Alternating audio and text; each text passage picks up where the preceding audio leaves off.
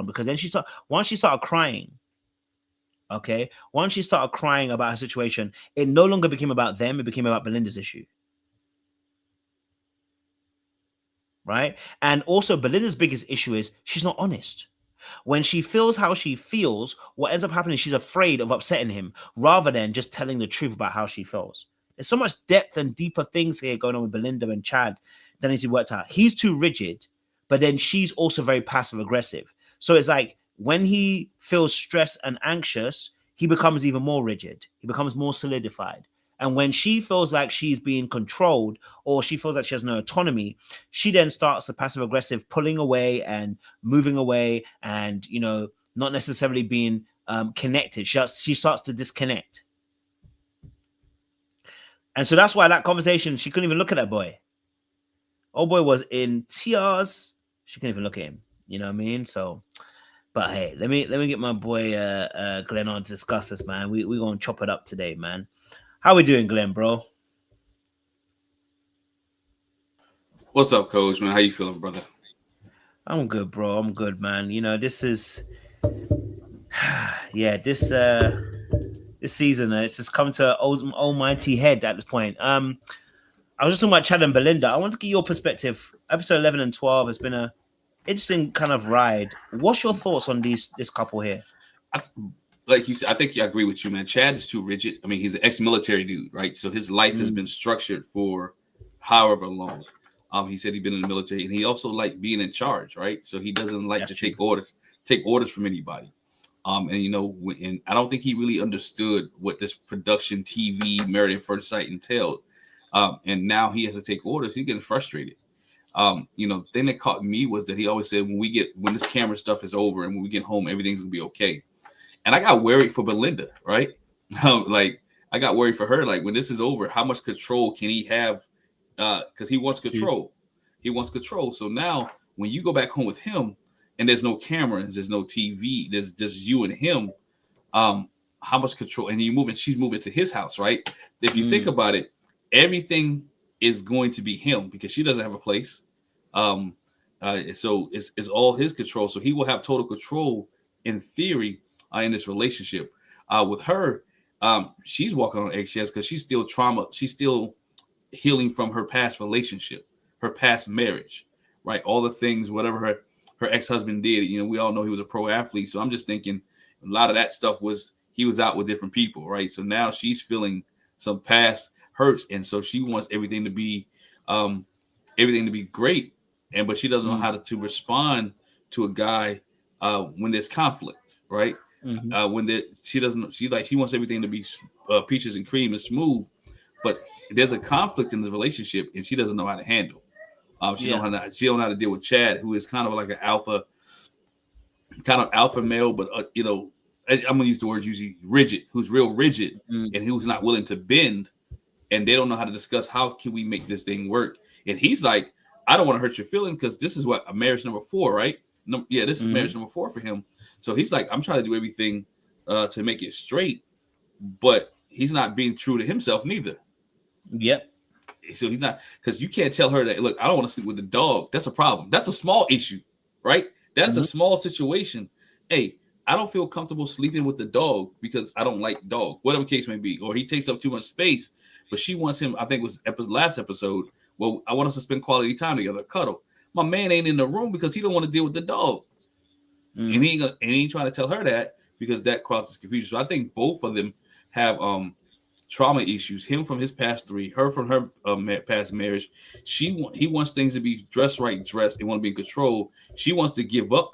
She wants to have some control as well because she's used to being told what to do. But she's like, I'm not doing that no more. Because remember, she never had a job. She didn't have. All she had to do was take care of the kids in the home. She had the soft life.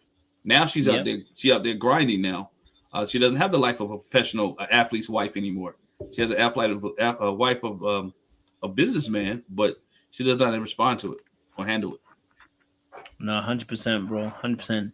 And I think with Chad and Belinda, I think it was really encapsulated with the conversation that they had when she came over, right? And it ended within a few seconds, and I was like, Chad, bro, this is not This is not how you want the conversation to flow. She literally came over and they sat down for a few minutes. And before we knew it, bro, boom, the conversation was over. And I was like, Chad, you missed an opportunity here to really be able to kind of dig a little bit deeper to come to a resolution. And I recognize that he doesn't know how to doesn't know how to conflict resolute either. I'll share a little bit of a clip so they can remind themselves what ended up happening here as well. I talked to you about him being in the bed, and I didn't really complain about barking. I just said we need to look at a way to try to resolve this because he can't be barking all day long, no matter where he lives. He doesn't bark all day long. When you're there, he doesn't. But when you're not there, he barks. How do you know? Because when I walk up to the apartment, when you're not there, he's barking. When you're walking to the door, he's gonna bark. When I'm coming out of the garage, baby. But you don't know if he's by himself. And then so after this, he was like, you're arguing with me. And it's like, yeah, because we're arguing. We're having a difference of opinion. You know what I mean? So even though Chad may not be as conflict avoidant, he is conflict avoidant, but in a way of where he shuts it down. Where she's running, he's fighting. And his fight is he's going to shut it down. And you know, you can't do that if you're going to look for a long-term marriage. You have to be able, and I know what's happening to him because let me say I know what's happening to him. Let me surmise, I think the fear I'm actually hearing here is that Chad has been obviously been in the military. In the military, there is no back chat, right? You do as you say, and you get your commands, you get your orders, because it can mean life and death, right? It's a very authoritarian setup when it comes to leadership. Problem is, relationships are not the military. You build relationships in the military, but they are not marriages. And so what ends up happening is when you haven't learned that you can't take an authoritarian perspective on every single issue in your marriage, that actually there's probably more democratic issues you need to make across the board than authoritarian ones, you're going to ruin your relationships because you're going to come across as a controlling individual. And really and truly, what that does also is that because you're in that space of authoritarian leadership, you're not used to challenges in the way of someone being a subordinate in your eyes and challenging you and having the right to challenge you, because you can veto in that space and say, well, you're subordinate. and if as long as I haven't broken the rules, you don't get to tell me what to do. And so a marriage doesn't work like that. It doesn't work like that. If you want it to work very well, it doesn't work like that. And he's using those same tactics and skills here. They're transferable skills, but they're wrongly being applied. And so also, I think what ties into that and why maybe his marriages have been failing in the last 3 is that there may be some deeper insecurities around this as well. Some deeper insecurities in terms of, and this is something I've dealt with myself, so I know this can be very difficult. When you have been under an authoritarian parent or tutelage, what tends to happen is that you can build an authority complex, right? So you don't recognize that when someone does challenge you, it doesn't mean they don't respect you. Because the authoritarian perspective is when they challenge you, they're not respecting you. But in a more democratic aspect, right? Someone challenging you, it's not about respecting you. It's about them having also some level of power to be able to say, I don't agree. I see it differently. It's not that I don't respect you as a person. It's that I just have a different opinion to yours. And you don't have to feel threatened by that. But I don't know if Chad has got that in him yet. And that's why he's going to keep shutting down the conversation rather than having an open-ended conversation and being able to be like, hey, look, that's how I see things as well, you know? But yeah, go for it. Okay. Yeah, I mean, he never hears her, right? She's talking, but he doesn't hear what she's saying. Yeah. And I think she doesn't hear what he's saying neither, because again, a lot of their conversation, 2 things with the dog barking, 2 things can be true, right? He could have came home and the dog is barking, right? And you're not there, but he is there. So the dog barks. Because he doesn't bark at you, he knows your scent and smell. But I think this argument is much bigger than the dog, right? They're not even addressing the same issue. They want to make the dog the center issue. The center issue in this thing is that we don't know how to communicate with each other.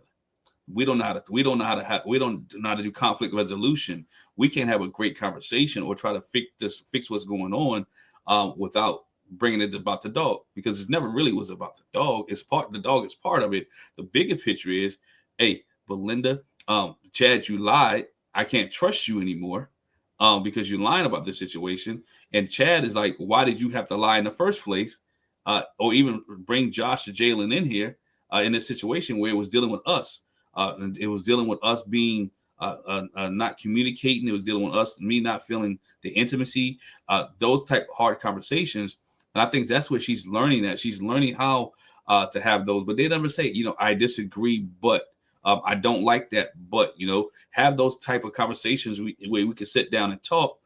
He has to understand too that in this new marriage that he in, if he hasn't learned from the last three, as you said it, I can't dictate her.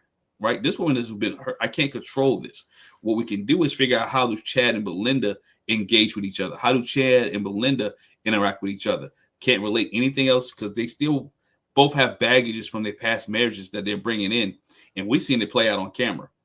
Because she's like, I'm not gonna let anybody ever run over me again, and he's like, you know what? I didn't say much in my last marriage, but I'm gonna say everything I need to say now. And so you can see the two battling where they need to get on one accord. I didn't like Dr. Pia being on the phone, and just my opinion. To me, that's if you can't make it, send Pastor Cal. Pastor Cal can't make it, send Dr. Pepper. I think sometimes the therapists need to be in the room to control it. I think the phone, I don't know what she had going on, whatever, might be an emergency phone, but I think that was to me, it felt lazy, right? Because there's three of y'all on the show.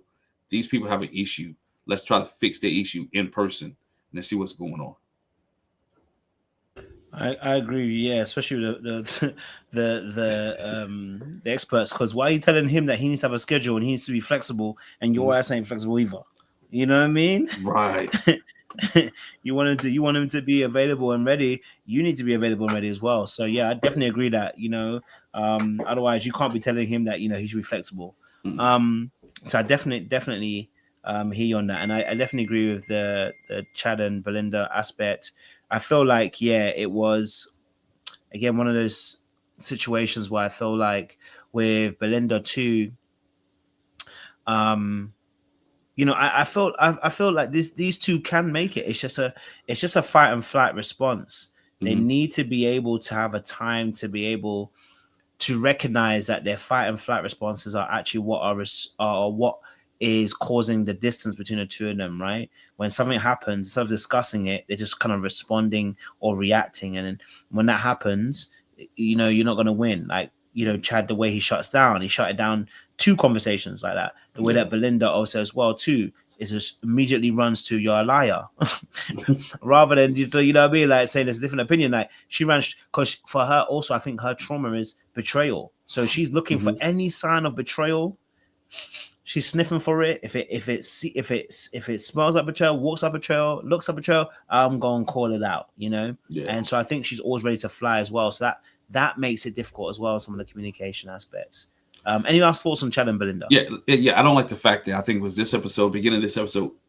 I'm big on running to your apartments, right? Everybody wants to run to their apartment. Yeah. Everybody wants to run to their apartment, man, and leave. To me, I think that's not real marriage, right? That's true. That's not real marriage, right? I can't run to my apartment. Sometimes we can go to different rooms for a minute, but I gotta sit there and we gotta deal with this issue. Now maybe 30 minutes, 40 minutes, an hour, but you can't just run off, right? I mean, I think go back to your point with them both are runners because he did it, then she went to her apartment. I'm going home. Yep. So when you have 2 track stars, you'll never get anything resolved because you're always running and you never have the conflict resolution in their relationship has to get better. I think it can work, but they both have to be willing to open and let the walls down and let healing begin and understand how to handle conflict. Yeah, 100%. You nailed it on that. And I even forgot about the house. They were both running to their houses, boy. And I was like, what's going on here? And you're right. That's what I thought. I did think about it. I was like, this is not a marriage to, that you just guys run to your separate houses, which tells us that, again, both people are unwilling to kind of stay in the heat. And actually, you're training yourself actually to create distance and separation. And of course, arguments cause separation, but you're training yourself to be separated. And very soon, it won't be a night. It'll be 2 nights. It'll be 3 nights. It'll be 4 nights. It'll be a week. It'll be a month. It'll be actually, why do we need to even be in a marriage? We're just going to live 2 separate lives. Like, eventually, you're going to create so much distance. This relationship doesn't work. And you're absolutely right. When I saw that, I was like, the fact that you guys have an option to run to your houses and you took it, kind of shows again that they need to be able to stand the heat and be able to stay in the fire and be recognizing that, look, arguments don't mean the end of the world. They don't mean the end of the relationship. We have arguments. We're supposed to work through them. So Yes. you're definitely 100% right on that as well. Okay, so let's move to the next one. Um, let's move to the next couple. Obviously, Chad and Rhonda, Rhonda and Pat. Sorry, situation. I think was also another interesting couple, and they had some interesting conversations in the last two episodes. So let me just show you a little something. Okay, and then I'll discuss it. Working on coming together, building that friendship and trust, and like be your authentic self all the time? I don't know. It's a very complex question that I don't have an answer for, but I want to get there. Okay. Pat and Rhonda, what are we talking about? How are we feeling about Pat and Rhonda, man? Glenn, how are we feeling about Pat and Rhonda? She is treating him like he's a child and not a 59-year-old man. You know what I'm saying? He is a 59-year-old man. To the point, even when she is having conversations with him, I thought about this, and I think I shared this with Jack when we was talking about it. What if Pat is not? He has a focus issue because he's getting older in age. That he's not trying to not hear everything you say, but because of age and things that are creeping in, it may be affecting his mind. He can't remember everything, right? Key points. He can understand key points, key things. He's trying. You can see he's focused with her when she's talking. He's looking at her. He's trying to think of what he needs to say next. I think sometimes she needs to chill, and because we always see her saying to Pat, "You're not listening," but how much does she really know about Pat?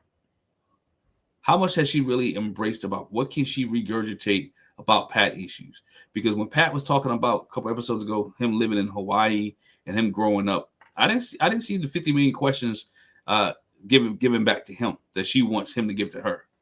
I didn't see the intrigue or her being deep dive into it. I think Rhonda has to understand that there is much more. She wants to be self-served and self-centered. She wanted to be all about her when she tells a story.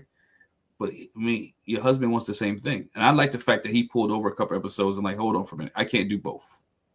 And she has to understand with him and continue to work with him. Because this guy is you can see that he's trying to do what's right. He just ain't getting there. And she's not giving him the affirmation he may need or the kudos that he may need.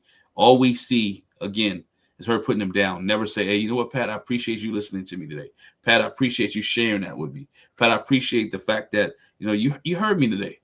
Like, where's the affirmation or the congratulations when he does hear you and he does share with you? It just can't always be negative all the time because if a man is telling you that he feel like he's being scolded, you're beating him up and he's 1 foot out the door, right? He's 1 foot out the door and he doesn't want to hear you say anything. So that's one of the things. Even when the friend was there, it's like you thought, and for a minute, I'm like, do you want to go be with the friend? Because she was like, he didn't. I've been with Pat 18 weeks, and this guy been over here. He got it in 2 minutes. So she's like, he has to be more attentive. So yeah, she needs some help. She needs a lot of therapy in this situation with Pat, and it can't be one sided. It can't be one sided. Definitely hear you on that. Precious, welcome. Hello.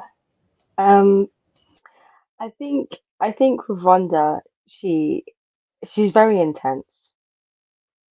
She's just a very intense person, and I think she's looked at she's looked at Pat and she's sort of assumed that he's not um as layered as her, or has not been through as much as her, and I think as a result, she almost dismisses his experience a lot and dismisses what he has to bring to the table in way of what he wants to talk about, answers to the questions that she should be giving.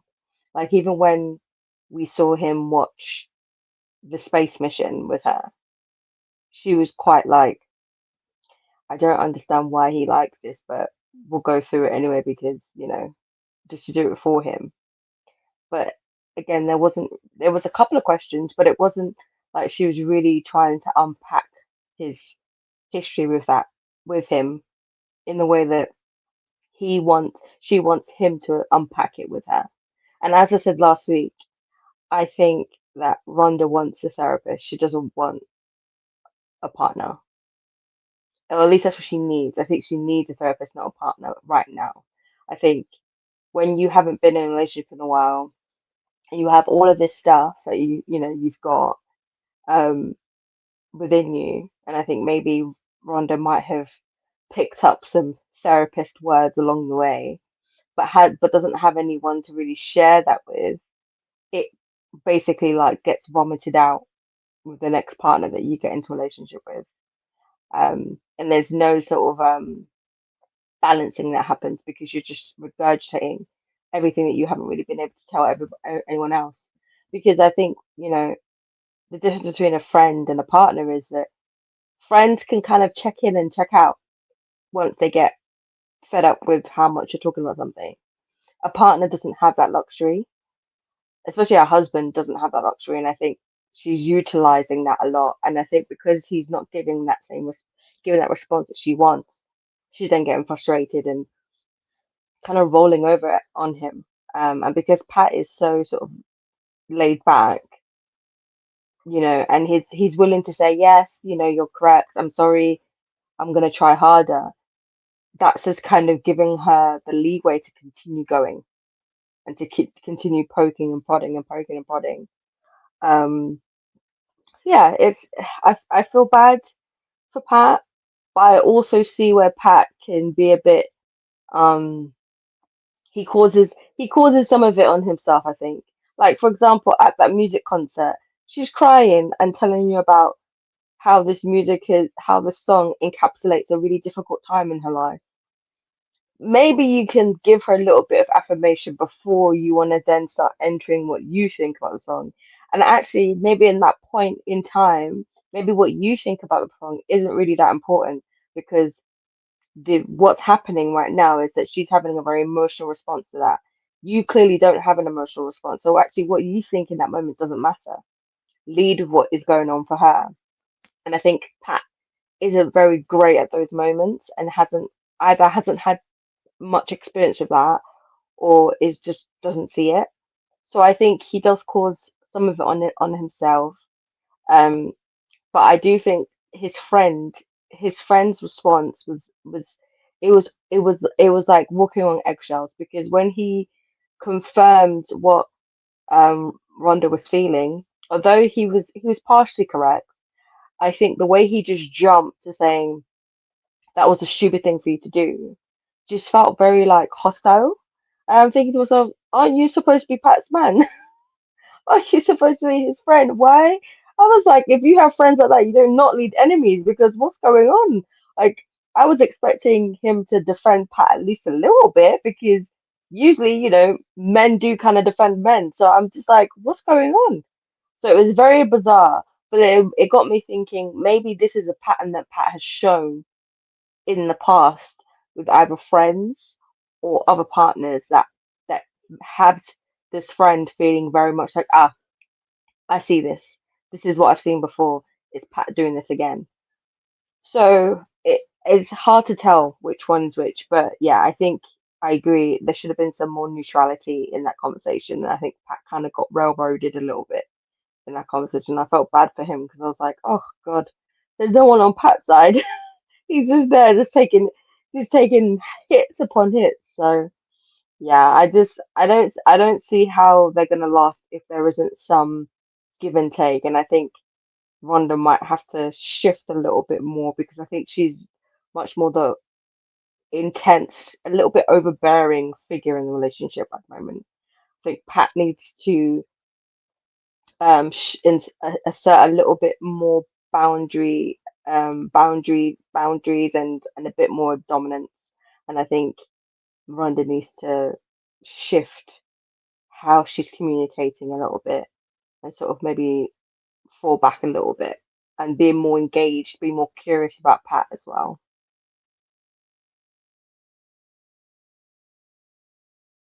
Yep, definitely hear that. I said a lot about them already, but Glenn, I don't know if you want to jump back in with Pat and Rhonda. Yeah, yeah, I think this. I think. Well, what did you guys thought about that whole ticket situation? I thought that was weird when he bought the tickets to the concert and she scolded him for buying tickets. Like, you should have asked me first. You know, like, to me, like, dude was trying to do a good gesture. Um, but you're asking like, oh, you need to ask me first before you buy tickets. And I'm sitting here like, man, like, yes, he could have brought it in conversation. By the way, I want to, but go back to Precious' point. He knows that you like concerts, you like music, right?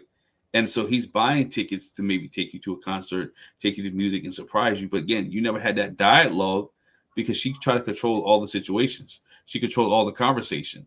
And so allow him to be, at what point do you allow him to be your husband, or do you take control of everything? Right? They have never sat down and set any rules of engagement. How do we respond? How do we balance? How do I do you like surprises? Don't you like surprises? Do we can I buy tickets for you? Things of that nature. Some things that regular couples do. She wants total control. And I think Pat does have to set boundaries and have a a footing in this relationship, and he just can't sit there and take it. That's why he said, I think he said it, this marriage process of what he's been through has been painful, and he has anxiety over it. You know, it's been painful. He feel pressure because he's not allowing himself to speak. He's sitting there and sometimes taking what she's given.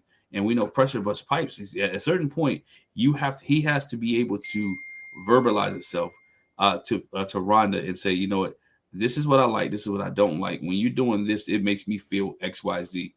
Can we come to a resolution on, you're not the only one that feel in this relationship. I feel as well. And I have issues and I have problems.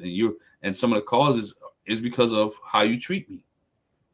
You know, I think they need the experts to come in and have a solid meetup. And you know, and I think they brought it too. Like, he went to the family reunion. I mean, I'm sure he was forced to go to the family reunion. I don't know who wanted to go to the retreat, but he was forced to do that too. So, in this relationship, you can see where Pat is conceding for things that Rhonda want to do, but she's not conceding for things that Pat wants to do.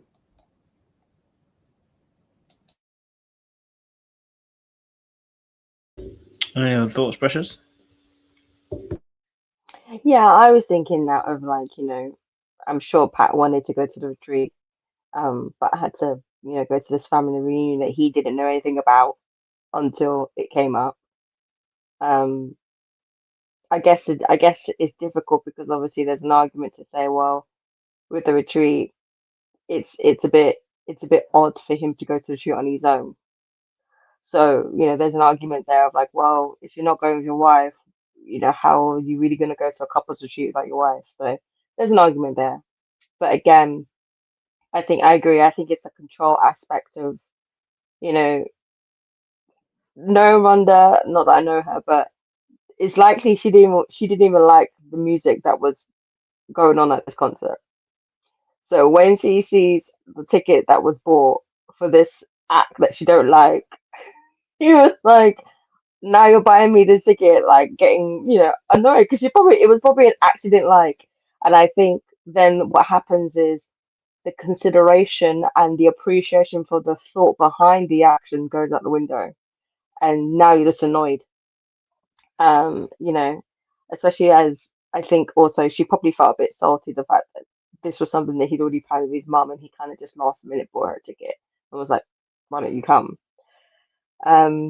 So I think again, I think she there's it's very difficult. I don't know if it's because she's been in previous relationships where she might have felt controlled, or it's a situation where she feels that she needs to control, and so when it doesn't happen, she's like, "Well, you didn't even ask me. What if I can't go? What if I don't want to go?" And maybe there's some anxiety around saying, "Oh, I don't want to go because his mum is going." So it's like almost now being afraid of how you might look by saying you don't want to go. So you're using this excuse of you didn't ask me as a way to circumvent having to go. So it could be a whole lot of things. But yeah, I think the reaction was a bit intense and it was unwarranted. Um, especially because it's something that happens all the time in marriages and relationships where somebody wants to surprise you and like does something and maybe it clashes with something or It might not necessarily be something that you like. But sometimes you have to swallow it and and get over it and just do it and do it with a smile. So yeah, I think that was a little bit immature and a bit selfish from Ronda in a way.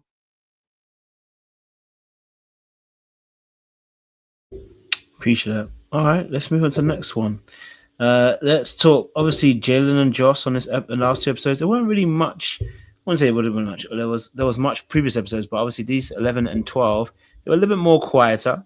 They still had their moments, but they were a little bit more quieter. They seemed to be fading into obscurity. They worked out some of their issues. Burning Man is still an issue, of course. But I want to get your perspectives on them here, as well. so I just say yes by the end of this. No matter what happens on decision day, I want you to know that I think like you're such an incredible person, and like I think you're deserving of everything you want, and like, yeah. I tell you something that I really want right now. What? I guess. I don't know what it is yet, but I want to tell my unadulterated feelings about Jalen and Josh. Ever since the boat ride, I don't think she's that into him. I'm just gonna say it. It's my instinct. It is not anything I've per se can say that, oh my God, when I saw that, I knew that she no. I'm not saying that at all. I'm gonna say purely on instinct of what I saw. I had a twindly feeling in my brain somewhere. Okay. I don't know what it is. It's the way that sometimes it's the way that they both kind of hug and kiss, right? Sometimes it feels, I don't know. I don't really feel passion. I don't feel passion. I feel like she's settling for someone who seems to be sturdy and stable. And of course, she's not looking for his money. I want to be clear. She's not looking for his money, but he's stable. He's comfortable. He was stable and comfortable until he decided to start doing the X situation. But I don't feel passion. It's so weird. I don't know. I couldn't put my finger on it, but it was the boat ride that told me. The boat ride when they were discussing and then they kissed. It felt like there was a gap between the two of them. And then every time I see them kind of kiss, it feels flat. It feels like a Coca-Cola that's been out for too long and the lid's been open.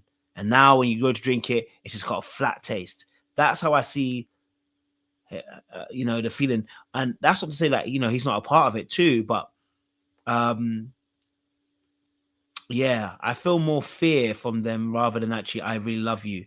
Rather than actually passion, I should say. I think they love each other, but I'm not seeing much passion. But again, that's my kind of, I guess, unpopular opinion about them too. Of course, want to get your thoughts on this with Jalen and Josh. How do you see them on last week episodes? They're still talking about the running man situation. How do we see Jalen and Josh on this episode as well? Precious, I'll let you go first. Talk to me. To be fair, I've never thought that Jalen liked Josh from the jump, to be fair. I've been saying it from the jump. Because she was very kind of he's and at first I thought it was because of energy because he's very high energy and she can be a bit more laid back. But then I see her with the other girls when they're all like having fun talking. She's very animated, high energy. So I was like, okay. And then after they had sex the first time in the honeymoon, I saw her really just chill back in.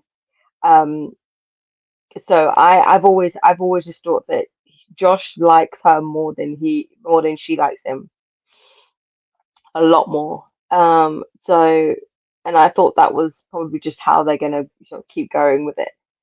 But for her to be like, whatever happens on decision day, I think you're great. I'm like, oh God, girl, what does that mean? What do you mean, whatever happens? Like, that is a crazy statement to make when you both have been sitting here going, I love you, I love you. You both have been sitting here, saying like, yeah, we're making progress on all the difficulties, we're talking it through. He clearly is invested, and you're going, whatever happens. I think those little Freudian slips are just showing me that this girl is really like, push come to shove, I'm gonna say yes for the show, and then by reunion we're done because it's yeah, it's a bit crazy. And I think her anxiety around Josh telling her what she wants to hear is also a little bit centered in the fact that I don't think she's been all the way honest completely about how she feels. And I think that's also working towards it as well. Even and going back to what we were talking about last week about her saying, if my marriage doesn't work, it's fine because at least my mum's marriage works. Also a crazy statement to say when you've been sitting here telling this man that you love him, and they were saying I love you very early on. So yeah, but for me personally, I've always been saying this girl don't like this guy. I don't think any of the girls on the show like any of the guys, if I'm being truthfully honest, really and truly. So I just think it's peaceful over there because Jalen is willing to chill and because Josh has been very acquiescing towards her. There hasn't been much that Josh has been like, I really want this, apart from Burning Man. And I think that's also partly why I think he went so hard for Burning Man, because I can imagine there's other things in this relationship that Josh is having to acquiesce, or maybe he doesn't care about.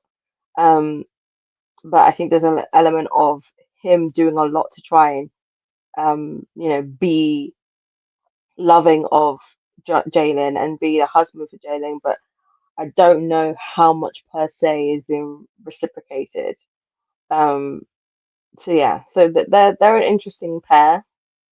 They're an interesting pair, especially because they settled into that whole old married for a long time vibe quite quickly. And that usually indicates a lack of passion when people settle into a rhythm quite quickly and into a sort of we were married for a long time with them. That tends to indicate a lack of passion. So um So yeah, and I don't know if that's just because it maybe after they became intimate, it became a bit off kilter. I'm not sure. Um, but yeah, but we'll find out. We'll see. But yeah, I agree. I don't think Jalen is really that into Josh, to be honest.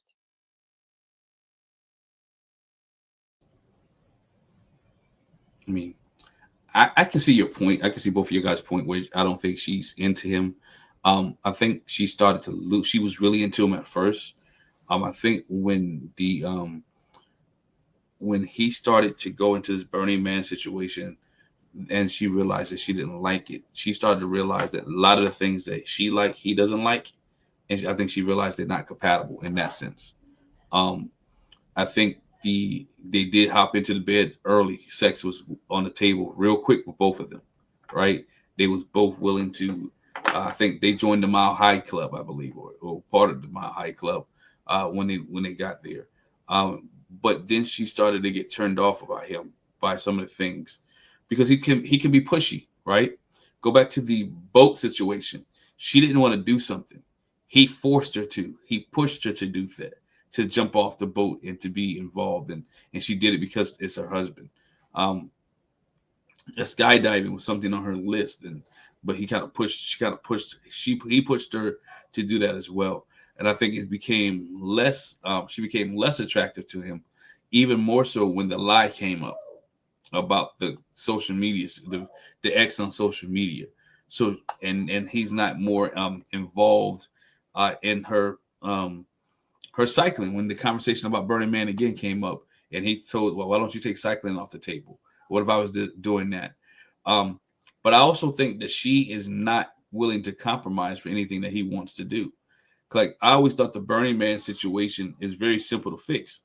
Hey, I want to stay 7 days. Can you stay at least one day with me, or two, and then you can go home, and I'll stay the rest. This is something that I like to do. It's something that I enjoy doing. Can you just share with me just a little bit, not long? Let me give you a taste of it, right? For her not to be willing to even to try, to me is a red flag, right? For you not even trying to be part of the festival or really know why he goes. He's trying to share something with you, right? You took him to your cycling class.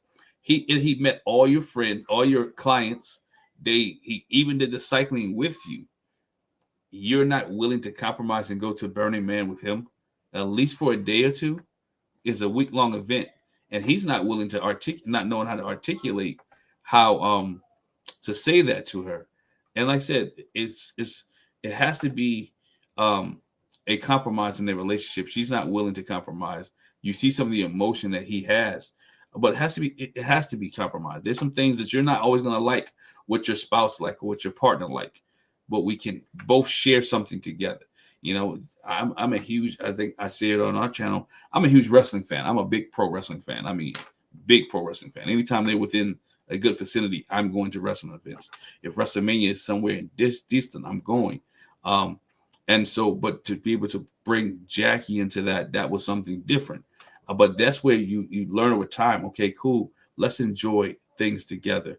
What else do they do together? Even for her to say what you say on decision day, that's a whole different tone for her, right? Because a couple of weeks earlier, I think at the retreat or the anniversary dinner, she was like, yes, my man, my man, my man. We're going to say yes on decision day. Now for her to say, even at this dinner, to say whatever you're going to say at decision day means that she's not sure. She's not 100% sure because they've been arguing or going back and forth a lot lately. Her confidence has slipped in their relationship, and she may not want to say it. Her confidence may have slipped in him because he's been too pushy in some areas. I think about this. Even I think it shifted too when he didn't want to write the letter, when he didn't want to write the little note or whatever, the love letter that he wanted to push. And it took him so long to write and to share his feelings and to share his emotions. And she was like, oh, you don't really love me? It's like, okay, it's good. She put that mental note in her head. You can't even write a small thing for me? Okay, this might not be the person I want to deal with or be with. So to put all those into perspective, I think her love might be slipping for him. Yeah, I mean, listen, I think they're both a bit rigid, you know, in terms of doing things for each other. It's interesting as well because once he decided to put his foot down about the letter situation, I was like, boy, if you don't go and write that letter, bro, and come back and present the note, you know, but I get it. He was feeling some type of way, but he, you know, I wanted to see him push through that moment and be like, you know what? Maybe I'm a little bit scared right now, or maybe you want give me 10 minutes. Let me just go and set my own and do it. You know, he didn't do that. But like I said, I agreed with you. I said the same thing about the Burning Man situation. I don't think she's been all the way honest, baby girl. If it goes against your spiritual beliefs, say so. Right. Otherwise, go for a day and come home. Like this whole chat about, oh, why does she have to go? Bro, listen, it's not even about have to go. When someone says this is something that's huge in their life, huge, it's a massive thing for him. Compromise, all it is, hey, I can't do 7 days. I tell you what, I can do a day. I'm gonna do a day. I might even come before the sun sets, and I come home, and you fill the rest of the 6 days. You know what I mean? Like on that aspect. And I think also he's not being honest. Burning Man is huge for him. And I need him to stop pretending as if it's not huge for him, because now he's doing this whole thing of like, you know what? It won't be the same if you're not there. She wasn't there in the first place. So I don't know what you're talking about. Do you know what I mean? Like, man's acting like she was there with him every week. Nah, she was never there, bro. So why would it be any different? So again, I don't think he's also telling the truth. And I think this is a tale of two people who are unwilling to tell the truth about how they really feel about scenarios and situations in their relationship. And, you know, I feel like once they finally rip off that Band-Aid and really have some real conversations, then the real relationship begins from both ends. And, you know, I do feel like, you know, that, you know, with them two, I think they played niceties, man. They played niceties, and they're, you know, I feel like they, I feel like they play niceties. I feel like they pretend a lot. I feel like they're not being honest about what they really think and feel. When they had a conversation with Dr. PR, she was doing the exact same thing still. She was not telling the full truth about how she felt about it. He too wasn't telling the full truth about how he felt about it. And it's like, this has been a highlight of their relationship where they don't tell the truths about events that are affecting them, which means they can't get their full emotions and their full thoughts, which means reactions and fights are actually delayed. So they're going to come. It's going to come on the back end of stuff. And by that time that comes, it might hit them all in one go, and they may not survive it because they're like, why are we having so many arguments back to back to back to back? And it's because people are not being honest and they're sweeping things underneath the rug. So yeah, for me, it's just a case of like, I get it, you know, but the way he's talking, Burning Man is huge. This is not some little hobby. This sounds like a massive thing for you. And if that's the case, do one day with him, and then you come home. You say, listen, babe, it's not for me, but you know what? I support you in it. I go for one day, and I come back, and I leave it alone. Do you know what I'm saying to you? But yeah, I'll leave Can it. I just say though, I think with this whole Burning Man conversation, I feel like I understand the nucleus of it and I understand the message behind it.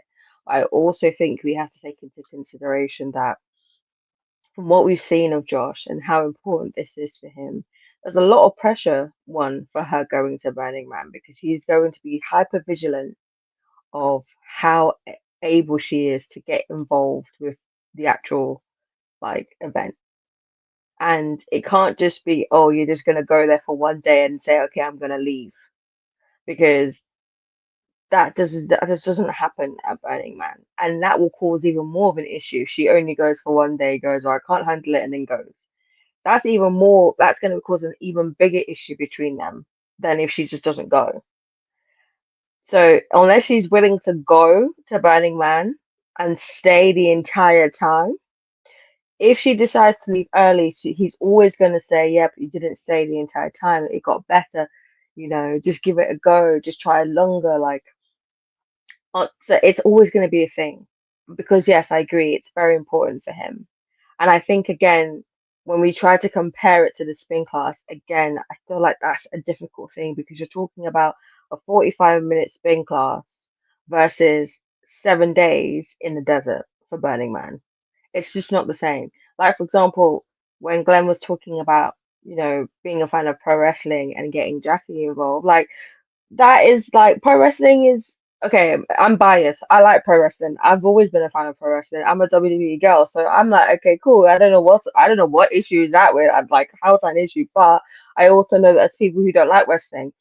Again, wrestling is a very get in, experience it, and leave situation. It's not a go to the other side of the country for a week and then try and handle being around wrestling for a week and then come back. It's just not the same.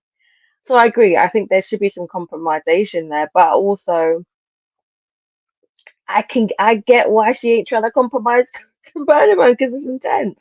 It's a lot, especially when you're considering that they've only been married for like a month, 2 months. That's an intense thing to commit to for someone that you're still trying to figure out.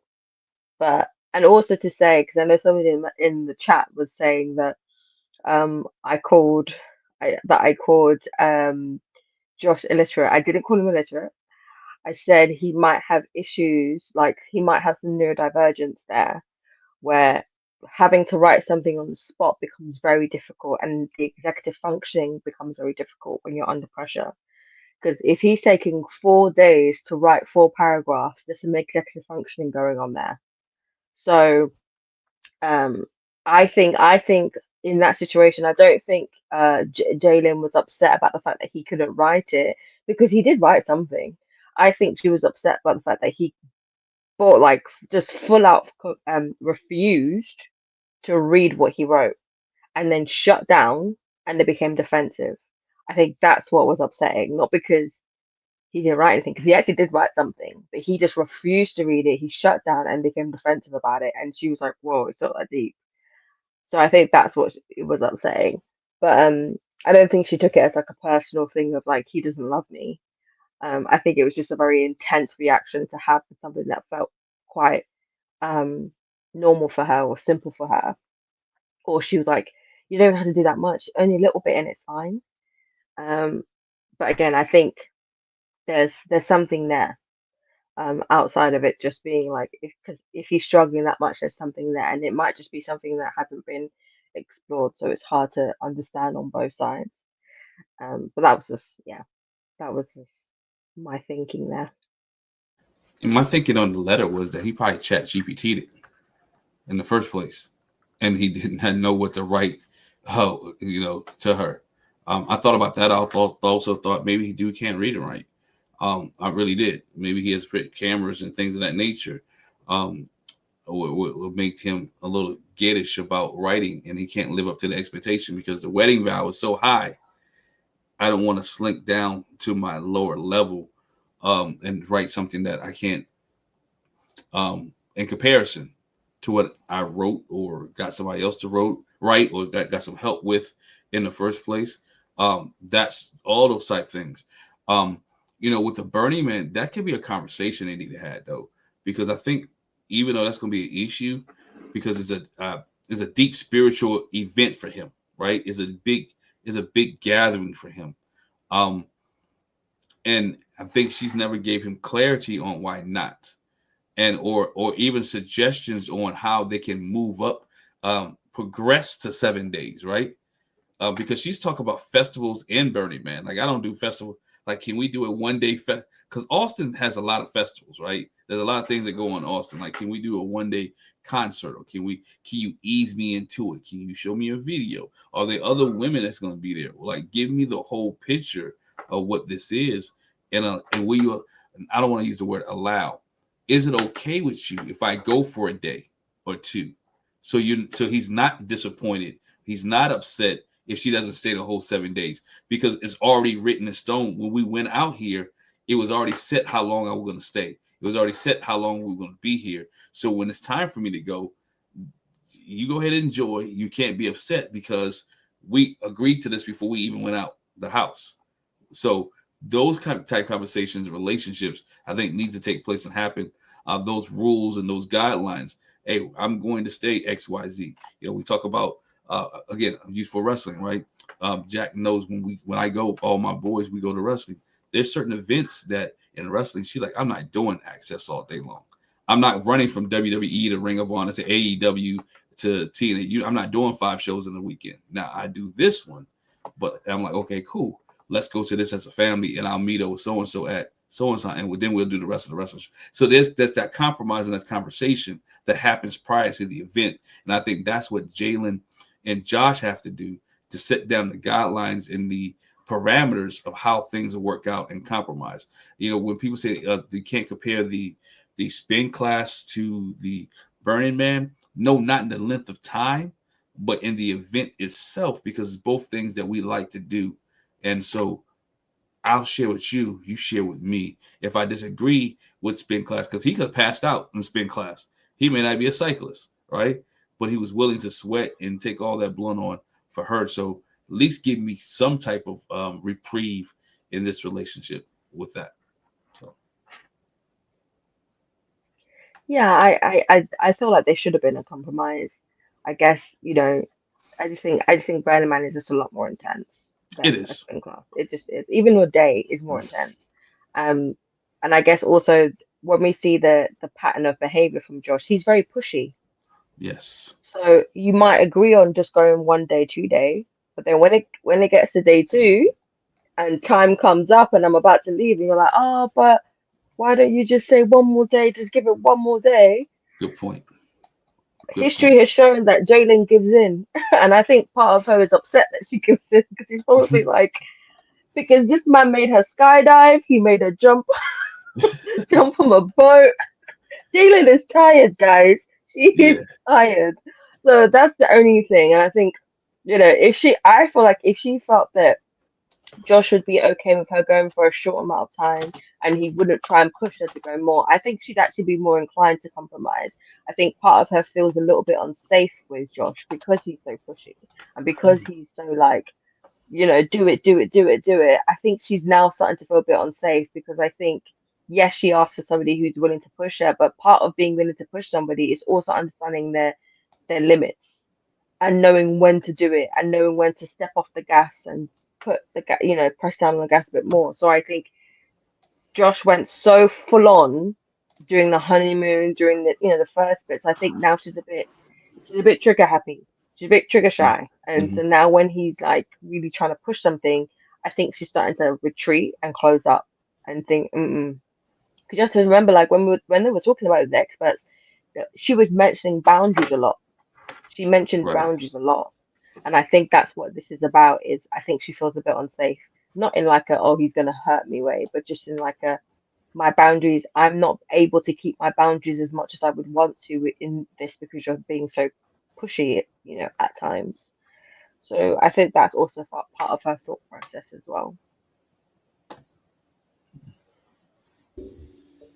Green thoughts. Okay, cool.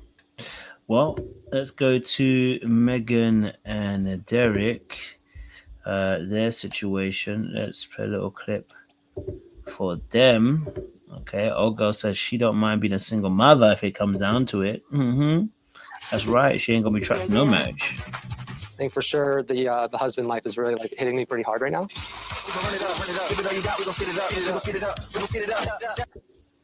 Okay, so Megan and Derek, they had a conversation with the parents, and also, they have some conversation within themselves. They're talking about actually being parents or being, I guess, her being pregnant, and he's very happy. It's a bit soon, but hey, they're here. You know, they're here. So, love your thoughts on this Megan and Derek situation. How did you see Megan and Derek in the last two episodes? What did you witness from them two? I'm gonna let Glenn go first this time. Glenn, what did you think about them two? I think they're scared. I mean, he's excited. I think she's still scared about this child situation. It's like, she's happy because it's him, or she's pregnant, but it's like, oops, like what did we do, right? Even when the three kids came over, she was tired. She doesn't know what to expect. I think that is their one of the catalysts. I hope. And she said, like, she's pregnant and she's about to have a baby. And well, anything could happen, but she's about to have a baby. But if they're not connected together, this is wild, right? I think it's very wild for her to be, for them to be pregnant on the show. Like, there's no one, especially when you have a decision day to worry about, right? Like, you don't even know if you're going to be with this person. You don't even know if y'all can last the whole 8 weeks, or the 2 months together. This is crazy. But I see them, if they're willing to work it, it can work. But I'm not sure if she can put in the work, because she's been, from what we've seen, she's been spoiled majority of her life. That mom is taking care of her, dad is taking care of her. She works for the family company. She does all the things. Like, what has she really done where the family has not supported her? Mom is too much involved, right? Mom is really involved. Mom wishing kids on them before they even got back out the honeymoon. I don't want y'all to have kids and that. So I think Derek and Megan have to learn how to, because let's be honest, just because she got pregnant, it has not fixed the situations that she goes from 0 to 60 real quick, right? To me, this is just covering up some of the issues that she's already presented, because he was already walking on eggshells and bending over backwards for her anyway, prior to the pregnancy. So now he's definitely gonna be walking on eggshells, or he's gonna be trying to cater her every need. But what happens when he doesn't meet that need? What happens if he falls short? What happens if her hormones become unbalanced, and he does something that she doesn't like? Hear this. What happens if something happens to the dog? Because that dog is her lifeline, right? Now she's bringing a child into it. So, things of that nature could happen to it. It is always, because think about it. Prior to her saying she was pregnant, Derek felt kind of unsafe with her. Derek was getting ready to bounce. Like, he was like, hold on, what can I do? So now she has a baby, and it's like she's pregnant. It fixes everything. It does not fix everything. It just covers everything for this moment in the season, and they still have some things they have to discuss and have to fix. So for her to even say that I can raise this baby without you is like, hey, what we doing here? Like, this is what you thinking? We're heading into decision day. You with child, and you talking about I can do this without you. Do we really love each other? Are we really in this thing? If I'm him, I'm thinking, hold on for a minute.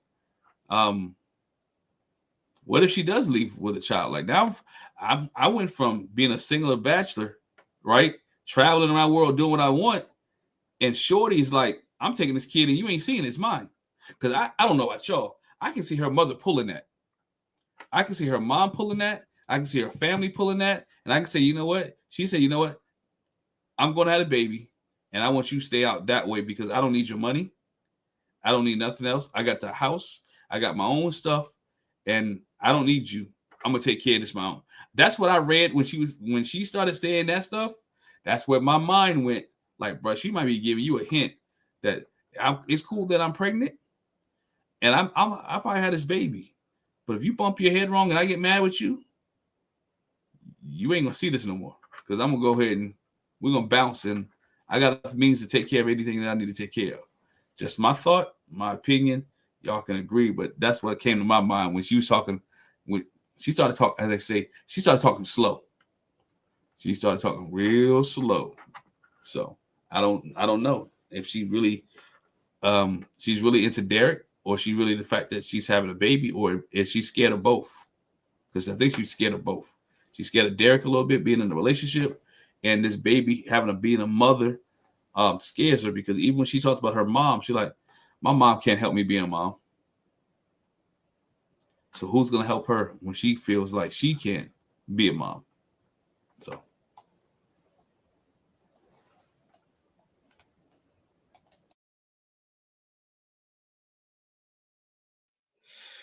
I don't know why Coach is looking at me like that. Um, so I saw that conversation between Megan and Derek a little bit differently, because the reason I say that, so you have to remember what Derek said before she said what she said. And Derek was like, "Oh, we basically have to say yes now because of this baby." And I think in that moment, because you have to remember when she's showing a pattern that when she becomes anxious, she avoids and she steps back. And I think Derek saying that made her think like, "Oh, so basically you're just here because I'm pregnant, not because you actually want to be with me." Um, and we saw how she reacted when she said "I love you" and he didn't say "I love you" back. She basically retreated until he's like "I love you too." So I think when she feels like anxious, or she feels like there's some form of like rejection happening, she tends to step back, distance, and isolate. And I think she was in that moment basically saying, "Hey, look, you don't have to be here if you actually don't want to be here. If you're just trying to stay here for this baby, I want you to be here because you want to be here. The baby is sort of inconsequential as a result, in a way." Because she did say, we can co-parent without being together. So obviously, women change their minds, things happen, as things go on. But I also feel like she's she's she's always said, Derek makes her feel safe. Um, I feel like she actually deep down does like Derek. I think she's been single for so long and she's quite antisocial. I don't think she's introverted. I think she's a bit antisocial. And I think Derek coming into her space, and Derek is very gentle, he's very kind, he's very understanding, he's very sort of workable. And I think she's not used to that, because you have to also consider her mum. Her mum is very critical, very intense. Um, And even when you said, Glenn, about her being spoiled, I actually don't think she has been spoiled. I think her mum has been very intense, very critical. Hence why she went and did became a whole real estate agent, because she was trying to get away from her mum. And she realized that it's so much work. This girl is trying to run away from this mother. So I think she's been so used to being in such a highly critical, intense environment. That's why she comes across as so avoidant, because she's had to be. She's had to be stoic. She's had to be somewhat shut down because her mum is just so intense, and her dad is so nonchalant and aloof sometimes. Like, he seems also quite laid back. That juxtaposition means that you kind of have to learn how to be quite stoic and not show much. And I think that's come up in her behavior, in her sort of interactions with Derek, because I think Derek actually reminds her a lot of her dad. I think Derek behaves quite similar to her dad, and she's sort of now falling into her mum role of being very sort of intense, very 0 to 100 really quick. So, um, I think there is a lot of fear. I agree. I think there's a lot of fear that this pregnancy came out of nowhere. Um, I think that even without the pregnancy, I think Megan would have had some doubts, but I think she still would have said yes on decision day. I think Derek probably would have said no. So that's, and I think she probably has some form of inkling that that was probably how things would have gone without this baby. So I think that also adds to some of her response as well. But yeah, I mean, I hope for their sake they're able to make it, figure it out, because now a child is involved. Um, which I still cannot wrap my head around, because that is such a wild thing. It's always been something that I've always thought is a risk, but you almost think to yourself, these are grown adults. They must, they must understand. Yeah, get on birth control, because we ain't trying to do that. So for her to get pregnant at this time in the state of Texas is crazy.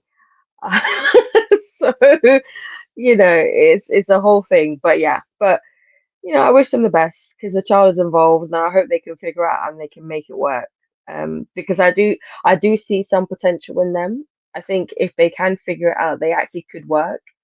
Um, but yeah, we'll see. I mean, I agree with Glenn. I think Derek needs to watch out. This family, i.e., the mum, is likely to start warfare.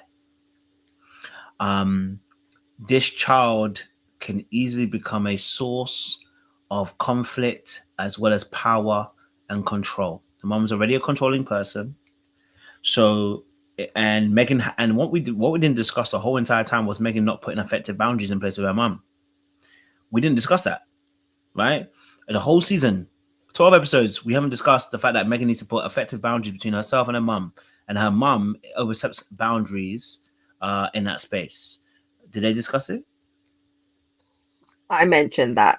I'm not gonna lie. Oh no, I no, did. not you. I mean, Oh, the you show. mean?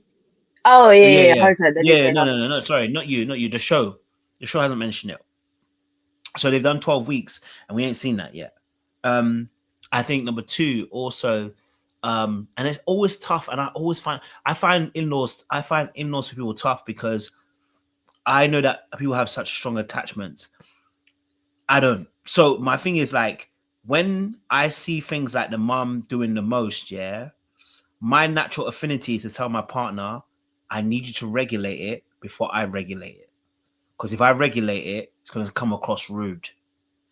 I don't want to have to do that. So I need you to regulate it. If you're not confident doing it, I can regulate it, but just know that it might not look pretty, because we're starting a position where we're saying, listen, I appreciate your love and I appreciate your care. I want you to know that once it's me and your daughter, it's me and your daughter. I know you love your daughter, and you're going to probably tell me it's your business. It is your business, but I want you to know that marriage is not your business. The marriage is not your business. The marriage is between myself and your daughter. And you're overstepping boundaries when you're talking to me in a particular way, when you're asking certain questions a particular way, the way that you intervene, that's a problem for me. Right? Now that's gonna look unpretty. And that's what I'm saying about this on Megan needs to set those boundaries. But again, Derek hasn't even had a chance to set up to about that, because he's been getting battered by the very person in the actual relationship emotionally. You know what I mean? Like, so he ain't even had that chance. I'm gonna say this again. Like, I think with this pregnancy issue, Derek needs to be very careful, because it can easily turn into a power play for Megan and mum. Whether one thing about people like Megan who have a mother like her is that Megan will be against her mother all day until her heart's on the line. And when mother comes to back her up, it's now mother and Megan, right? And before you know it, mother and Megan have teamed up because you're the common enemy, right? And so now you'll find that Megan even takes more traits of the mother, and I'm afraid for him, because the focus was so much on um Derek, and I actually felt like some of his sternness needed to happen. I actually, like, they told him to tone it down. I was like, they need to turn it up, because he needs some of that sternness, because you can't be moving the way you're moving and not be held accountable as to how serious you were moving. This is not a case of like we having arguments, we both doing some dumbass stuff. This is stuff where you're talking reckless, moving reckless, and it's getting a bit manipulative. Yeah, we need a stern tone. I know your daddy didn't do it because your daddy is chasing after your mama, right? And so what she's doing is setting Derek up, and the show's allowed it, but Derek also needs to stand up for himself. It's to set up a same dynamic between a mum and a dad. That's why we don't hear the dad talk often. There's always a mum. And so yeah, for me, it's like we're about to repeat the same patterns the parents brought in. So yeah, I'm waiting to see. You know, I'm intrigued to see how it's gonna play out. But for me, yeah, I saw that and I was like, Derek, bro, you messed up. You messed up. You see this girl's going crazy, but you got confused by the crazy pom pom, and bro, it took you out. The poussoir took you out. You got confused by the crazy poussoir, and now look where we at. It's tight, you know. So, yeah. But any other thoughts on these two? Yes, Glenn. Yeah, I think what you said, which is key, man. Because if this ends in a divorce, it's gonna be messy. Mm-hmm. If this ends in a divorce, it's going to be messy. I mean, messy to the point because this is how it mess. Dude is not from Austin. Remember, he's just been in Austin a few weeks. So if they're divorced, what if he wants to go back home? She has the baby. What's visitation look like? What does if child support will look like, right? These business acumens, because once you start saying divorce, it becomes a business deal at this point. And now when you throw a child into it, it really gets messy. So just those type of things where people have to be thinking constantly about, is this something I want to do? And again, I think you said it, or Precious said it, like, how reckless are you? Like, married at first sight, giving condoms, y'all ain't protecting yourselves, none of this stuff, and you gonna end up pregnant? Like, this is real. This is reckless behavior. I know he's your husband, but you ain't even say, you still got a decision to make. What if did y'all have any discuss? And that's why I want to see the experts come in. Like, you're the experts. Let's have this conversation with them about, hey, what happens if it does not go right? What happens if y'all don't like each other, love each other? It's almost like Derek shot at the club on purpose. He shot at the club on purpose because he wanted this is the one for him. He wanted kids, right? He wanted 3. So he shot the club, because I say that too, because she didn't seem distraught, right?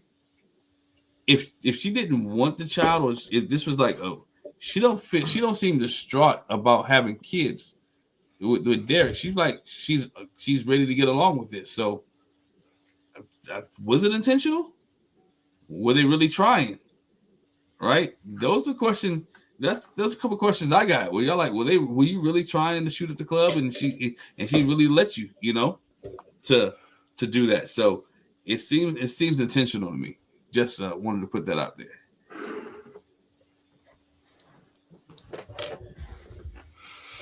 Definitely hear you on that, Glenn. I think both of them probably planned it. So, for various reasons. But yeah, I definitely hear you on that aspect as well. Okay, let's move to the next couple then. Let's go to yeah. Okay, well, it's the last one. It's Will and Brittany. Okay, so Will said he's sick of her ish. Okay, and said he gonna be saying no at the very end. I'm not gonna lose my shit. Okay. I'm not gonna lose shit. Take a deep breath. Of course, there's a camera. I think I'm gonna lose my shit. Okay, let's go right now. No, Will just told me he's gonna tell me no. So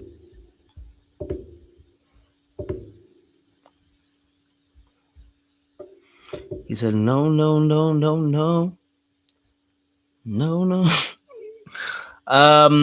Will said no. I can't say I'm not sad. I'm not happy about that. But I mean, how did you guys see it? What did you guys glean from Brittany and Will? Like they said no at the end, but last 2 episodes have been a bit interesting. What are we saying? Precious? I think I think it's a very tricky thing, right? Because yes, I think him telling her what his decision was going to be before um the actual decision day was good thinking. However,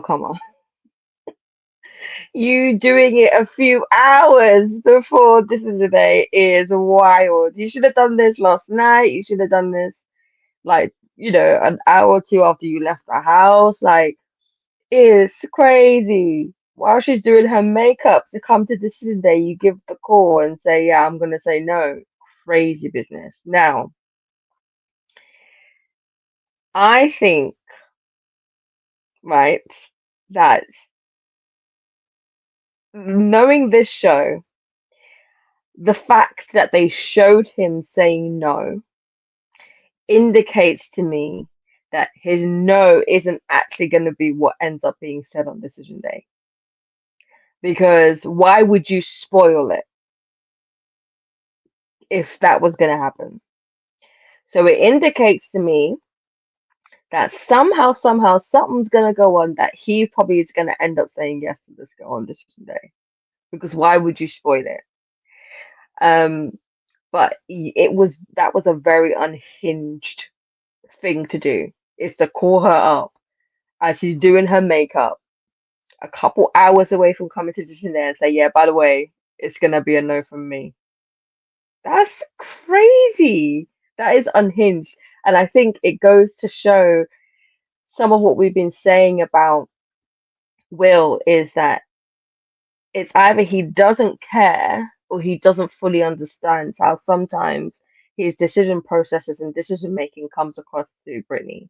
That's not to say that Brittany isn't filled with a lot of insecurity, but I also feel like what he does triggers her. Things like this is triggering. It's a very triggering thing to do.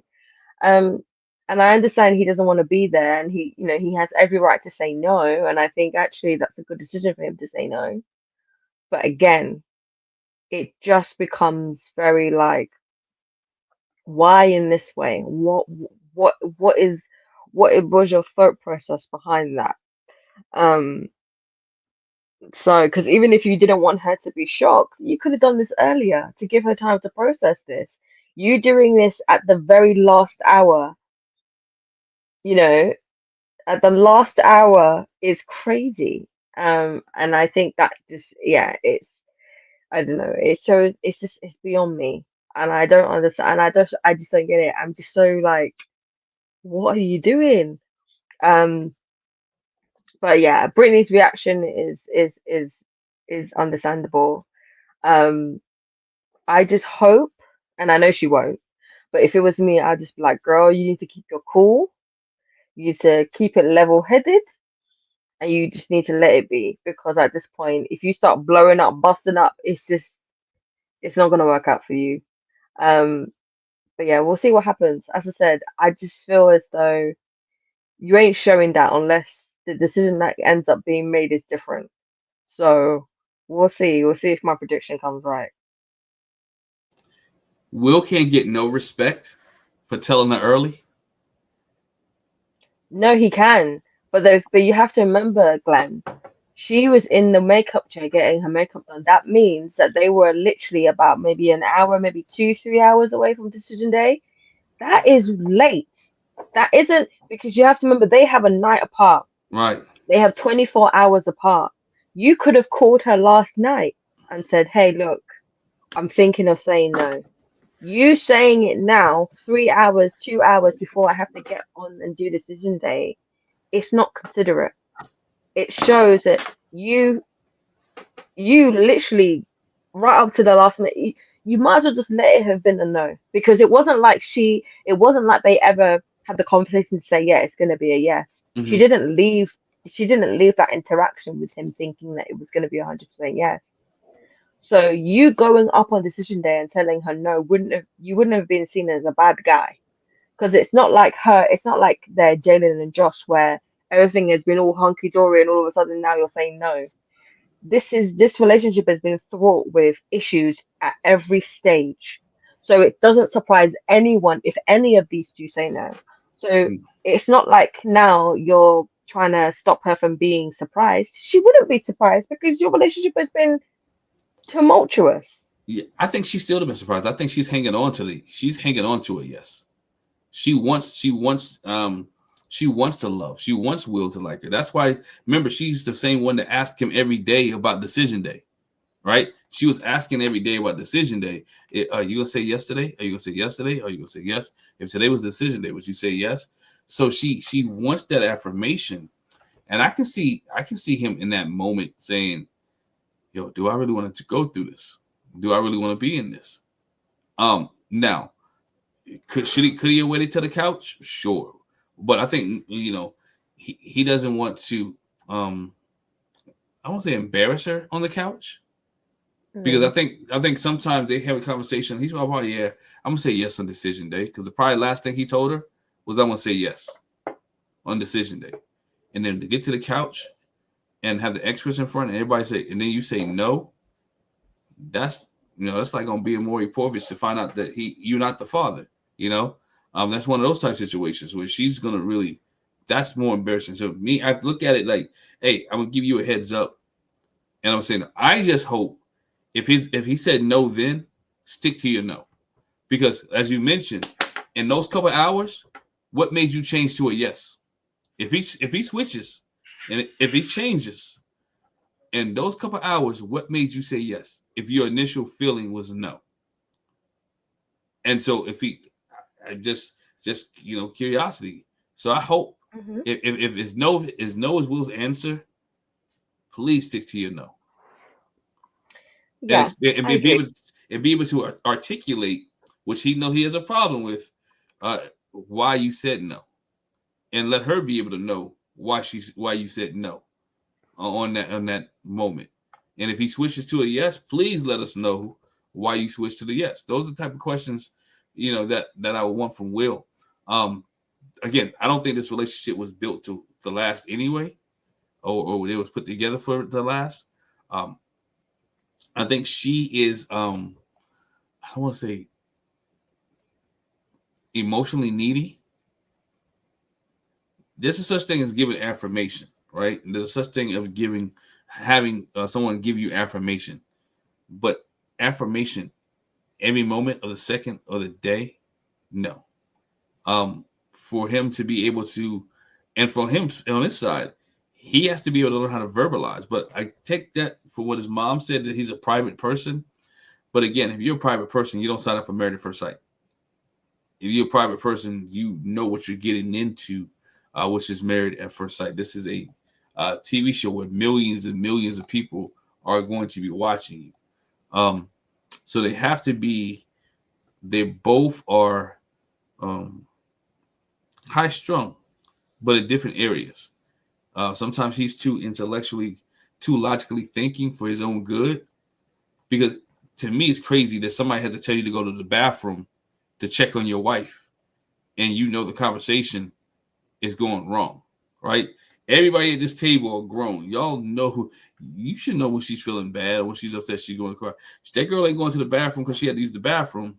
She's going to the bathroom to boo-hoo. And so for them to have to tell you, and for him not to even double down, well, she's gonna see it, but he even played it up like, "Oh yeah, I came to check on you." Bro was never gonna say, "They made me go check on you." So that right there shows you the empathy he has for her. He doesn't have it. It's not there. And then when he gets there, he said, "Girl, I want to be here with you. Do you really? Do you listen to what he said? He said in the bathroom, I want to be here with you. Really? Then you would have got up. You would have met. I shouldn't even have made it to the bathroom. Because when she got up, he should have been right there beside her. Hey, what's going on? Let's have a conversation. Let's talk. Both of them should have went into the bathroom together. So he's not all the way in. I think she is in. But she has in her mind a type of relationship she wants. And Will can't give it to her. He can't give it to her. And if he can't give you that relationship that you desire or that you need, then he may not be for you. But she did the same things that she does in all relationships. She led with her body. she led with her body. And now she was mad at him. And she keep leading with her body. And she's going to have to learn that's not how you keep him. But I digress on there. That's what she was, But my thing is, again, if Will said no, I need him to stick to his guns and be no.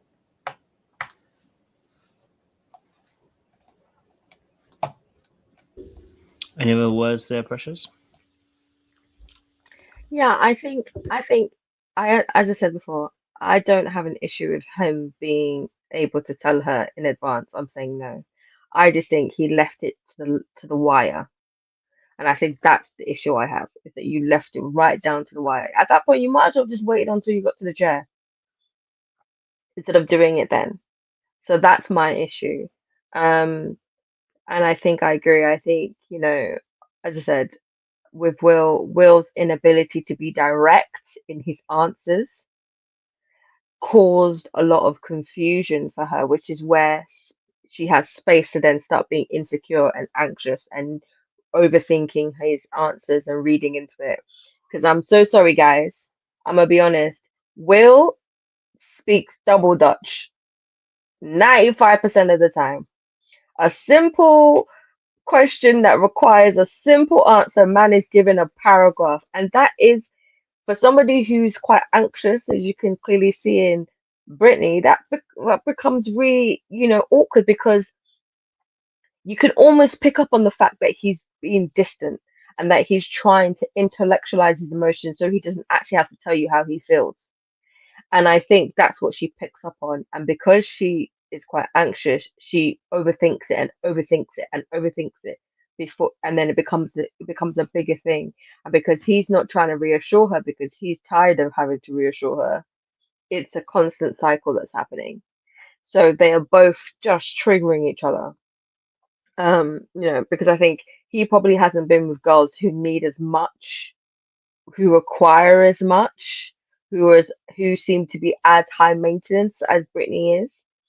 And I think she's used to men like that who are very sort of avoidant, aloof, um, and maybe in like the usual dating time, because you're chatting over messaging, you're building up a slow rapport, you're seeing each other weekly, you build up the connection. It lasts for about 3 months and then it's finished. But then in this kind of environment where you're stuck with each other and you skip past the talking stage, the dating stage, and you're having to really figure it out, it's even more intense and it becomes even more tricky to navigate. So we will see. I agree. I think if he's gonna say no, let it be a no. If he does change his mind, which I do think he is gonna happen, it's gonna be very interesting to see how it does happen. Um, and it's gonna be I'm really interested to see what Brittany's gonna say when she gets onto that chair, I do and then too. what she's gonna say to the experts as well. I do too. I think they got that pursue withdrawal syndrome going on, where she's constantly pursuing, he's constantly withdrawing. She's constantly pursuing, he's constantly withdrawing. It becomes that cycle that they have, where she's always pursuing him. He never really pursues her, but then he'll withdraw from her when he doesn't like what she says, and then she's looking for answers, and he's not giving any answers or even kind of clarity, or can't even verbalize. Hey, can you give me a minute as I get my thoughts together, because I don't want to say anything wrong. I want to be able to articulate to you exactly how I'm feeling. But what he does is he leaves her in the dark. And now when you leave a person in the dark who has what she has, or feel the way she feels, or the insecurity she has, now she comes up with her own things in her mind, comes with her own things in her heart. She starts to revert back to past issues or the past hurts and past things that people have done, and she creates her own narrative. And I think that's what Will has allowed her to do for so long, because he's been quiet and silent. He's allowed her to create her own narrative. And every time something happens, she keeps adding to that narrative, because Will is not giving her anything to change the narrative that she's already created. And that's the problem that Will is having, because he's not giving much at all to ease her mind, to make her feel comfortable. If she has to ask you every day about decision day, that means there's things that you're doing or not saying to make her worried. And it's not just on her, but it's on you as a husband who's pursuing her. Even though you guys are officially married, you still got to date her every day. You still got to pursue her every day. You still got to make her feel comfortable every day. You still got to affirm her every day, give her some affirmation and some love and some cherish her every day so she can feel comfortable. I think, only time you really saw her really feel good about Will is when he went on trips. And she was like, oh, I miss you. I want you to be back home. And then when he get back home, she was really ready to embrace him, to hug him and kiss him, because that separation had made her heart grow fonder of him. But did you really never saw him do that to her when he came home and really excited about being back home with her? So those are things that they definitely have to work on. So.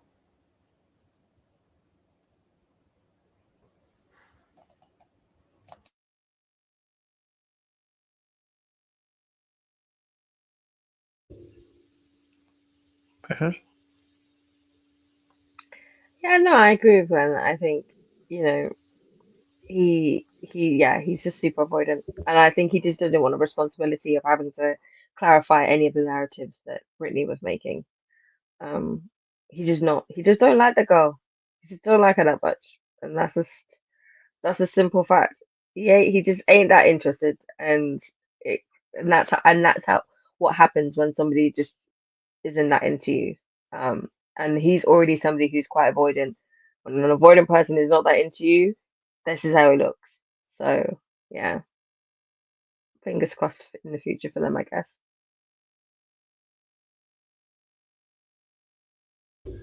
Yeah, no, I mean, I think obviously with them two, like, I think there's several things happening. I just didn't think he was into her in the beginning. I'll be honest with you, I don't think he was ever into her. I think he needs a bit more of somebody who's got a bit more intellect. No offense to her, I'm not saying she's not intellectual. She is obviously an intellect, but I think it's the way it's displayed. Some people when they talk from a very logical, intellectual position. I don't feel that from Brittany. What I get from Brittany is a lot of emotions, right? Which is also not a problem. It's not to say that she's bad. It's to say where she speaks from, right? Which is why they're both missing each other. He's very head, she's very heart. And so when you're hearing that, I think he wants someone that's a bit more head than heart. And I think she wants someone a bit more heart than head. And because neither of them are able to come to that mutual place, it's hard. And I think he's been unable to articulate those things, those truths, because sometimes when I'm looking at him and I'm looking at the way he looks at her, I'm like, he looking at her like she's dumb. Yeah. He looking at her like she's stupid. Um, and it's because he doesn't see her as an intellectual equal. And I've been there before, so I know, especially if you're an avoidant, we have a lot of pride. A lot of our pride is in our intellect. We pride ourselves on being very smart individual people that have some level of whether it's street smart, whether it's intellectual smart, academical smart. We have some level of smartness, right? And so when someone else doesn't display, someone says cerebral might be a better word. When someone else doesn't display that particular same characteristics, it can make you seem like it can fly underneath the radar that they're not inferior. You can make you feel like, you know what, I'm not really getting anything out of this. I feel like I'm not being challenged. I feel like I'm not being moved. I feel like I'm not really being, I feel like I'm not really gaining the way I want to gain from, right. And I can only get close when I'm having those intellectual conversations. I think we said at the beginning of the season when the way he spoke to his boys was a clear indication of the way that he kind of thinks. He needs someone that's going to have an echelon of language as well, right? A certain type of eclectic vocabulary. And I don't see that with Brittany. She's a simple girl, and there's nothing wrong with that. Again, like most people will be happy with Brittany. It's just him. I think that's one aspect. Again, I said it from the very beginning. When someone pulls back from sex, the way that he pulled back, that's the you know what that is? That is the regret of post nut clarity. Okay, all right. That level of pullback, and of course, I said that with all jest and joke because they actually had sex after anyway. So clearly, we're having sex after, right? But I feel like there's a little I think he got a little Chris in him from Paige situation. You know what I mean? Like you still hidden, but sir, you ain't really feeling her like that. You know what I'm saying, Chu? And I felt that with him. I also felt like he was quite measured in a lot of his behaviors. And I say measured, calculated. Not to say manipulative, but to say it felt like a routine. I didn't really feel, again, it felt very mechanical. It felt very, okay, now this is what you gotta do next. And this is what you gotta do next. Okay, grab her, pull her in. Okay, yeah, talk to her. Very much felt like that. I didn't really feel a free flowing, kind of passionate kind of plea from him. I didn't really feel that from him. Um, but again, it's what that's not he's not the only problem I saw in his relationship. And, you know, I think Brittany, man, she wants constant reassuring, and that and it's not just constant reassuring, she tells him how he feels. It's irritating. It's absolutely irritating. Stop telling me how I feel. Let me feel how I feel. Stop trying to correct how I feel, because then it feels like I can't actually ever be me. Because he did it on the, and she did it on the boat as a great example. And what I said it from earlier in the season. I said the experts are failing her. They're failing her because they're not actually addressing his core deep round issues, and they're not actually allowing him to express why he feels the way he does. We didn't. We just kept on focusing on this is what you need to do, this is what you need to do. And we weren't underneath the deeper reasoning for why he did what he does. And that's what I felt like was doing her a disservice, because they were making it as if he's the only villain. And I'm like, bro, he ain't. Okay, he ain't. But you keep addressing it like that, you're gonna make her think that she's not doing anything wrong, and she's not necessarily doing anything wrong, but she's doing too much. And also I feel like she lacks emotional regulation. I feel like the way that she displays her emotion becomes fireworks. And because of those fireworks, not say she's like fiery, but more that it just goes pew pew pew pew pew. When it goes pew pew, once it goes pew pew pew, once it goes pew pew pew, once it goes boom.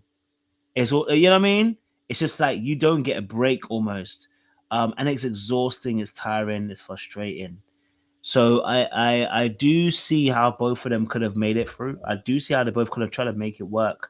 But I'm gonna be honest, it was never gonna work. The day that a man pulled back in the bedroom whilst he didn't clutch his pearls, but he had on pearls.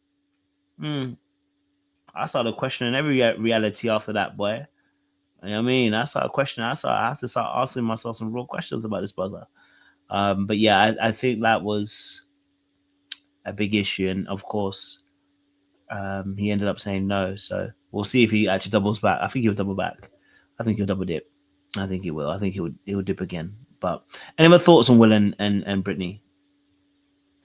Yeah, you said, you know, the last thing you said was that he'll double dip. You know, I guess I'm gonna ask Precious. She's the only female on this panel, and those in the chat. Hey, if you're Brittany, he told you no. Do you take his yes? Because you told he just broke your heart. You about to go. She about to blow a gasket.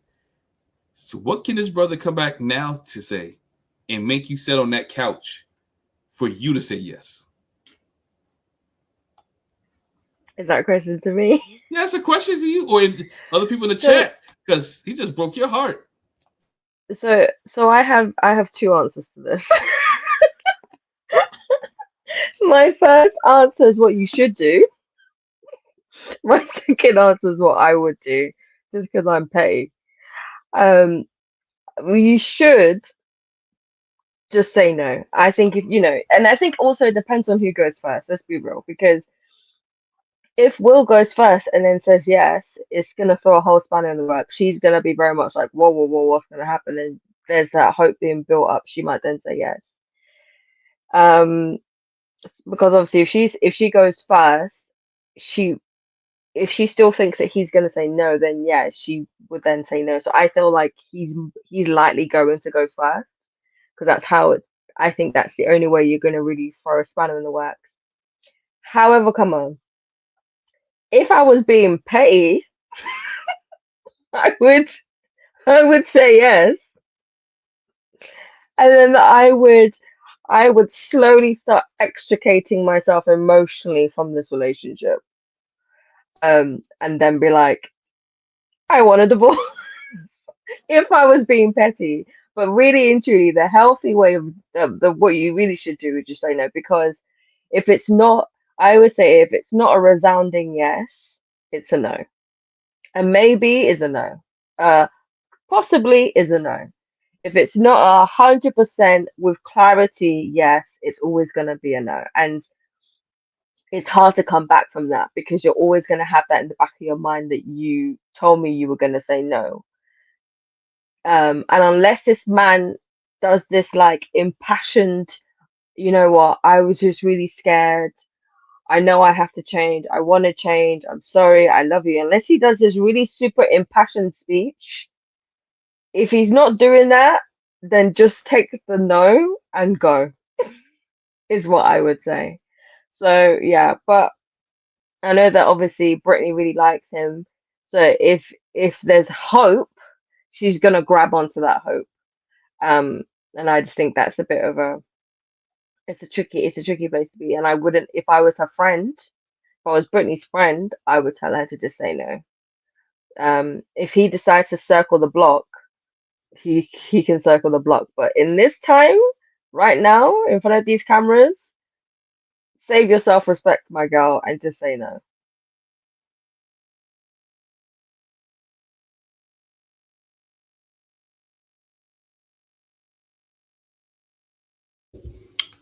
Well, I definitely hear you.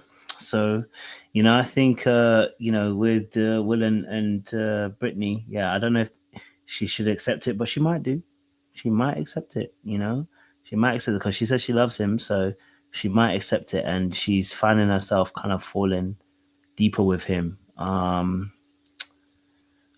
just feel to myself, I don't know if just like I feel like okay, again, I feel like there's a lesson to learn, and I don't know if Brittany's learned the lesson. Um, and of course, it's very difficult because you've been thrust into this situation. You want to make it work. I hope she does learn a lesson. I hope she learns a lesson in terms of. I actually think her instincts were right. I think her instincts have been right about him the very beginning. He's not into her. Does not like her.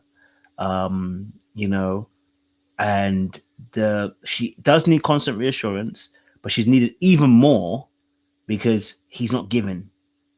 And her instincts are right. So I I hope that she can learn that from here onwards because, and I think Glenn might have said it a little bit earlier. She did also, like I said, use the body. Hopefully, that maybe it would lure him in. But baby girl, we got to start using that mind, baby. We got to start using that brain, that mind, that personality. That's what we need to use first.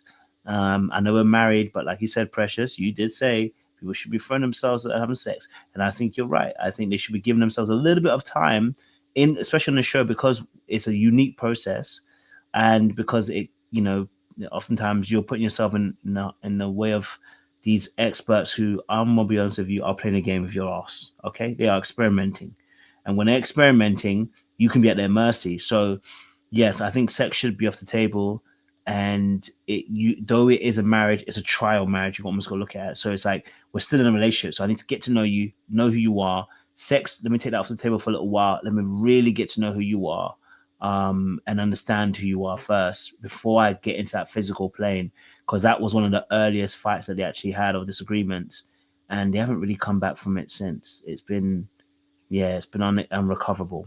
Any last thoughts on Will and Brittany before we end the show? I will say though, I know you're saying, don't leave your body, and I agree, but she led with her mind, and he was basically rejecting her. So she got to the point where she didn't have no other choice but to leave with something. She said, "I'm gonna leave with something." Hmm. She did leave with So, something. No. Yeah. I She mean, left she for didn't something. leave with a baby. She didn't leave with a baby, thank God, but she left with something. She left So for I something. think exactly. So I think in that situation, I think she definitely felt it. She felt the fact that he wasn't that interested in her, and I think she scrambled for them. Because remember, in that first night, she was like, no sex. He was very open to having sex on the wedding night, but she was like, nah. Even when the Mile High Club thing came up, he was open to having it. She was like, shut that down.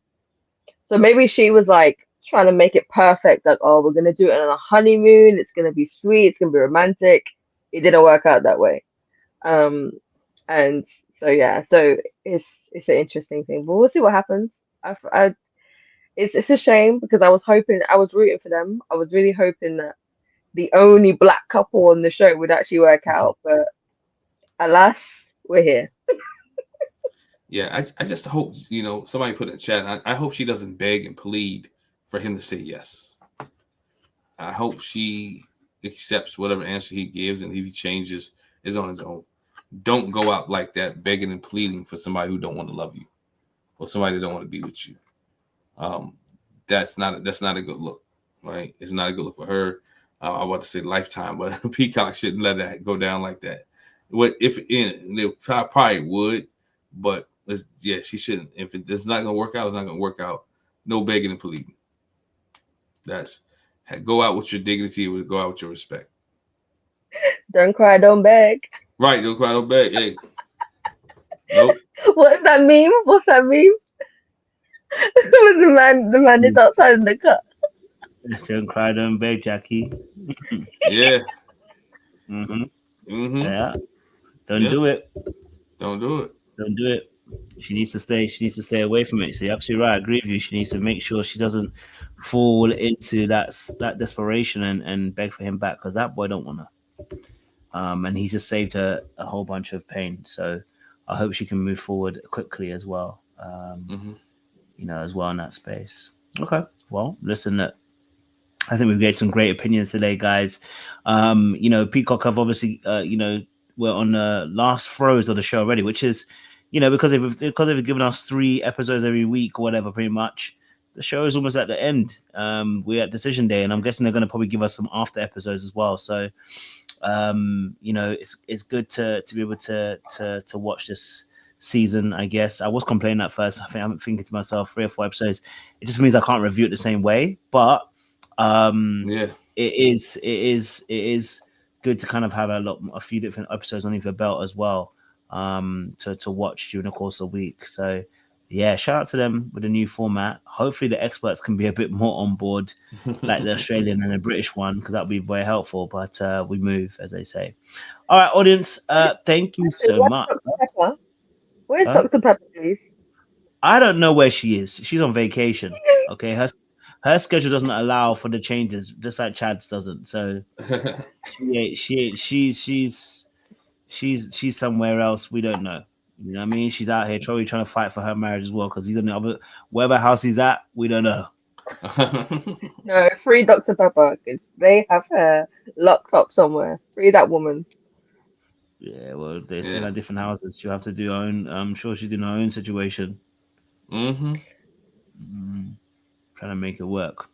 Yep. All right. Well, audience, we're going to see you next Tuesday for more episodes on Married at First Sight. It's been a good conversation. Of course, more episodes are going to drop on Thursday night. But I think it probably might even be Wednesday. I think it drops normally. But for us in the UK, well, the link I got anyway. But listen, make sure you guys are liking, you're sharing, you are subscribing, and you're clicking on that wonderful bell button for notifications of the uploads. Don't do anything I wouldn't do, people. Okay, all right. But we are done. Are you done? Are you done? Little black boy, you know what time it is.